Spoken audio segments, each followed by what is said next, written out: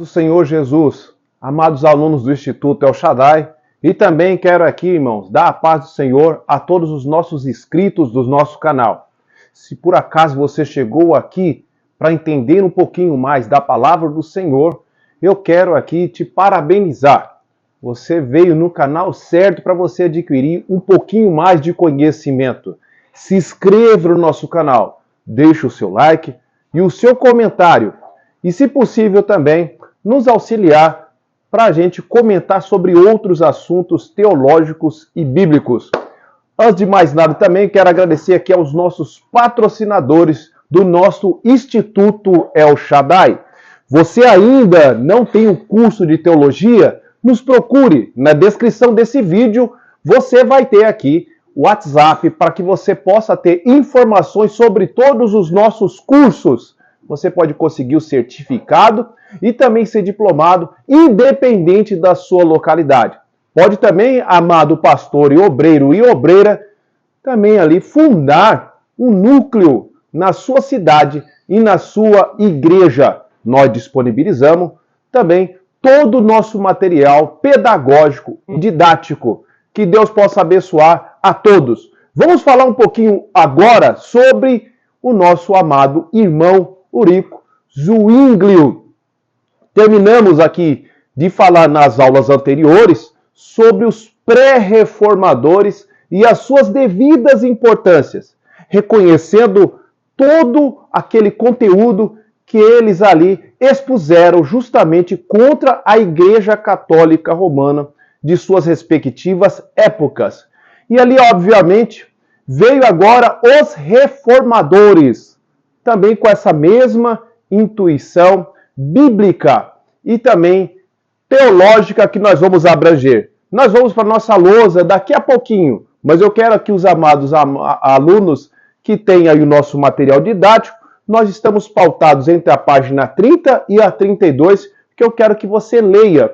Tem muito pouca coisa sobre Eurico Zwinglio ali nessas páginas que eu acabei de citar, sobre a história da igreja. E é por isso que nós estamos nessa videoaula aqui, proporcionando a vocês aí do outro lado algum subsídio a mais sobre esse também grande homem de Deus, e assim podemos falar um dos reformadores que nós vamos citar.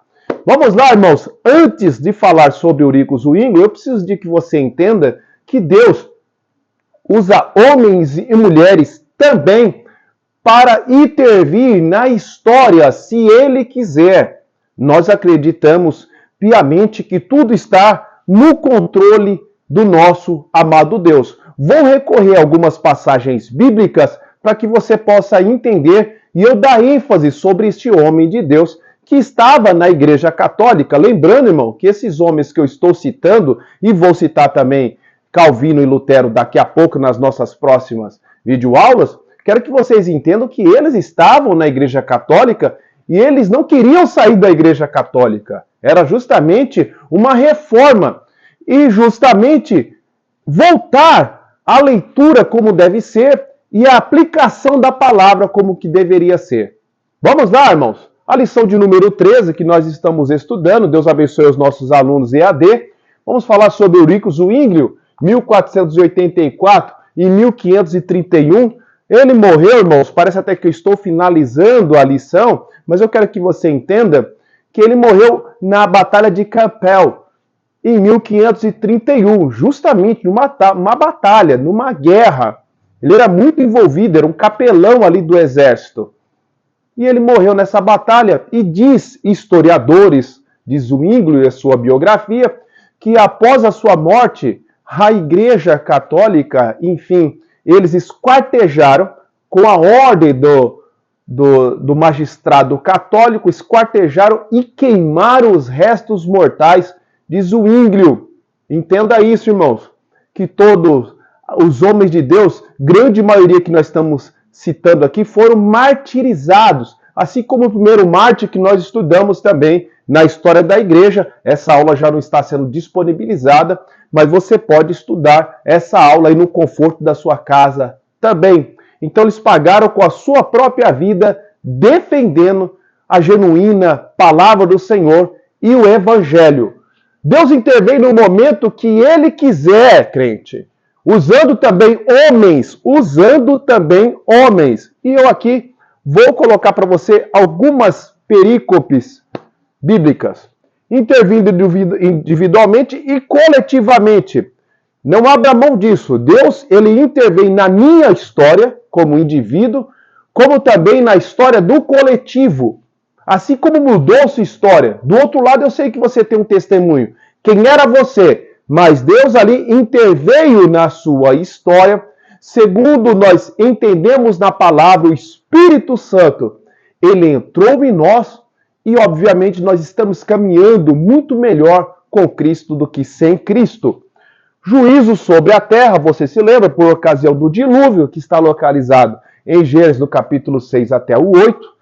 Também a destruição do exército de Senaqueribe, que parecia impossível, mas o próprio Deus interveio coletivamente. Essa passagem está em 2 Reis, do 19, do 32 ao 35, até mesmo nas perseguições permitidas aos nossos irmãos do primeiro século, os irmãos cristãos. Atos capítulo 8, o versículo 1 e o 4, justamente com a morte de Estevão, houve ali a perseguição e a dispersão dos nossos irmãos que estavam ali somente em Jerusalém. Então Deus interveio para que o evangelho fosse propagado além das fronteiras de Jerusalém. É Deus intervindo e usando homens justamente para defender a fé. Precisamos, irmãos, de homens e mulheres que verdadeiramente defendam a fé genuína, que defenda a autoridade sublime da palavra do Senhor. Esse homem nasceu, Ulrico Zwingli, em 1484, como nós já mencionamos, em Wildhaus, na Suíça. Ingressou na Universidade da Basileia, depois em Viena. Era contemporâneo também de Lutério, um humanista, porque ele apegou-se ali a esse humanismo, justamente adquirindo nessas universidades. Um exímio estudante da palavra do Senhor. E se deparou ali com os textos de Erasmo de Roterdã. Erasmo de Roterdã, por sua vez, ele ali, irmãos, traduziu do latim para o grego. E isso trouxe grande curiosidade, no ótimo sentido, para este nobre estudante da palavra do Senhor, chamado Ulrico Zwingli. Então, irmão, Ulrico Zwingli começou a pregar as suas pregações, obviamente, e começou em Mateus, capítulo por capítulo. Muito diferente do que o magistrado eclesiástico romano pregava.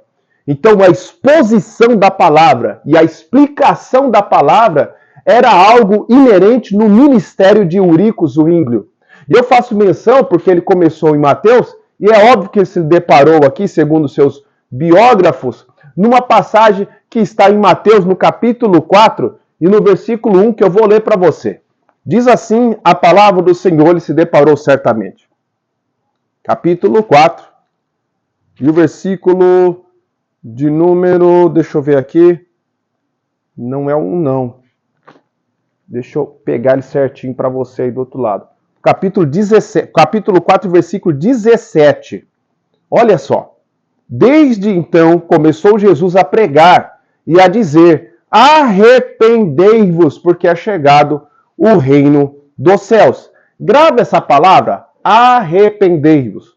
Toda boa pregação, irmãos, precisa de ter esse ingrediente chamado arrependimento.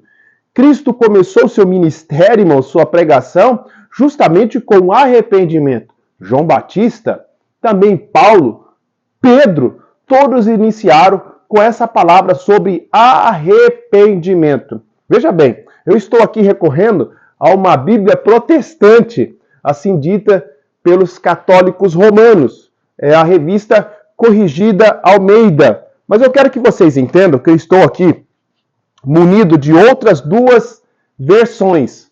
As versões católicas romanas. Veja bem, irmãos, eu estou aqui com uma Bíblia Sagrada, edição pastoral, de 1990, tá?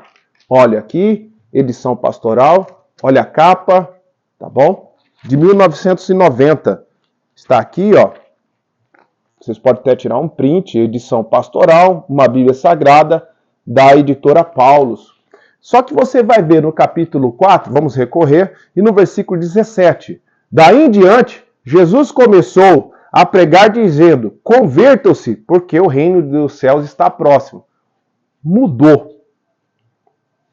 Mudou. Arrependimento de conversão. Tudo bem. Você vai falar, mas está quase igual, está no mesmo sinônimo de metanoia. Pera lá. Mas aqui, irmãos, eu estou uma que veio de 1951, é uma impressão de uma Bíblia bem antiga que eu tenho, ó. É uma traduzida da Vulgata, tá? Pelo padre Matos Soares. Olha a capa. Olha aqui o interior da Bíblia, ok? Você vai ver a data logo aqui embaixo, ó. É uma Bíblia antiga da Católica Romana. Bíblia Católica Romana. Veja como que na Vulgata, irmão, está escrito, veio da tradução dos seus originais para o latim. Diz assim o versículo 17, 4:17. Desde então começou Jesus a pregar e a dizer: fazei penitência porque está próximo o reino do céu. É uma Bíblia católica romana. Vocês observaram, irmão? Porque o estudo dos seus originais também é necessário. Eu estou querendo aqui pregar para você que quanto mais profundo você vai nesse poço, mais você acha tesouros da verdadeira palavra do Senhor. Agora, é óbvio que nessa última leitura que nós fizemos aqui da Bíblia romana, teve uma deturpação, obviamente, né? Você tirar arrependimento para penitência, aí a distância é demasiada. E é justamente essa questão da penitência para dar gancho, preste bem atenção, aos seus sacramentos e dogmas. Eu estou falando aqui da Igreja Romana. E levando em consideração, voltando à nossa história, irmão, sem se perder, Eurico Zwinglio, quando fez a exposição sistemática da palavra do Senhor, capítulo por capítulo, no Novo Testamento, ele se deparou muito o que a Igreja Católica pregava, que a tradição era contra a palavra do Senhor e acima da palavra de Deus. Então, irmãos, ele começou a pregar e nisso ele se opôs contra o calendário litúrgico da igreja e do magistrado romano de sua época e localidade, contra o sacramento, contra indulgências, se opôs também contra o celibato. Ele até casou no oculto com uma mulher chamada Ana, depois tornou-se público, só para vocês terem uma ideia. E também contra a obrigatoriedade da quaresma, que grande parte dos alunos deve saber. E se você não sabe, procure estudar um pouquinho sobre a questão da quaresma, que é algo que a Igreja Católica propõe e, para não dizer assim, obriga. Então, irmãos, teve um caso que vocês vão estudar, aqueles que estão ligados à biografia de Zwinglio, sobre o caso das salsichas. Parece até irônico, mas esse nobre homem de Deus foi na casa de um amigo tipógrafo, por nome Christopher, que estava trabalhando junto com os seus serviçais, com os seus trabalhadores. Estavam todos com fome.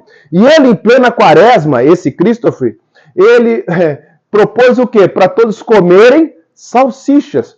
Todos eles, é claro, irmão, salsicha você precisa entender que não é a mesma coisa que nós estamos comendo hoje, tão industrializada como naquela época, tá? Nós estamos falando aí de 1522, crente. Por favor, é diferente. E aquilo foi um choque. Zwinglio não comeu, mas ele esteve naquele ato, irmão.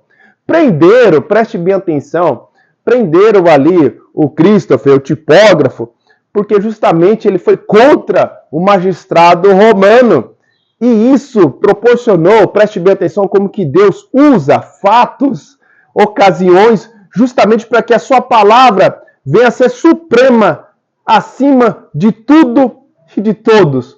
E ele justamente em 1522, através de um sermão, a escolha e a liberdade a respeito dos alimentos, um sermão dele feito justamente pouco depois desse fato, que colocou em xeque a quaresma, que era obrigatória. notoriedade do magistrado romano. Esse nobre homem também escreveu 67 artigos, que vai justamente lembrar das 95 teses que nós vamos estudar nas próximas videoaulas sobre Lutero. A grande diferença que eu faço aqui para você é que os 67 artigos teológicos de Ulrico Zwinglio têm uma profundidade teológica muito maior do que Lutero. Eu quero que vocês entendam aqui, irmãos, nessa videoaula, que nós precisamos de fazer essa ressalva importante sobre esses nobres homens de Deus que eu estou falando nessa série. Compartilhe em nome de Jesus, irmão. Nos ajude a propagar a defesa do verdadeiro Evangelho de Cristo e da palavra do Senhor. Que Deus possa abençoar todos os nossos alunos aí do outro lado. Que nós possamos ser defensores do Evangelho, assim como esses nobres homens do passado foram. Deus abençoe. Até a próxima aula.